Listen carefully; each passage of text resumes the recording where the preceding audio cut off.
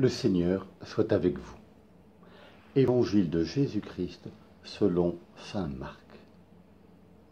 En ce temps-là, quand Jésus enseignait dans le temple, il déclarait : « Comment les scribes peuvent-ils dire que le Messie est le fils de David ? David lui-même a dit, inspiré par l'Esprit Saint : « Le Seigneur a dit à mon Seigneur : siège à ma droite, jusqu'à ce que j'aie placé tes ennemis sous tes pieds. » David lui-même le nomme Seigneur. D'où vient alors qu'il est son fils ? Et la foule, nombreuse, l'écoutait avec plaisir. Acclamons la parole de Dieu.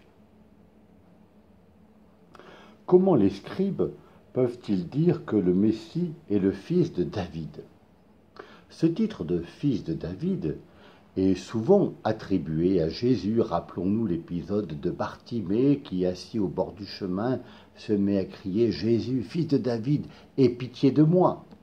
Et peu de temps après, lors de l'entrée à Jérusalem, la foule crie « Hosanna au fils de David !» Et c'est une des grandes missions de saint Joseph d'avoir inscrit Jésus dans la lignée de David. Mais si ce titre est attribué à Jésus, Jésus lui-même ne se l'attribue pas à lui. Il ne parle jamais de lui en tant que fils de David.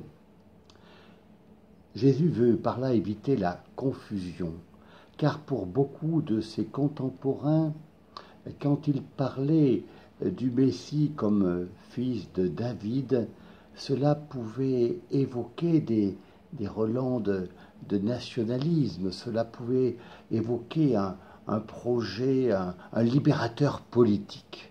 Et Jésus a voulu éviter cette confusion. Et Jésus est certes un descendant de David, mais il préfère qu'on le reconnaisse comme le Seigneur, le Fils du Dieu vivant. Il est de même nature que le Père. Et c'est d'ailleurs ce titre de Seigneur qui sera donné par les premiers chrétiens au Christ ressuscité.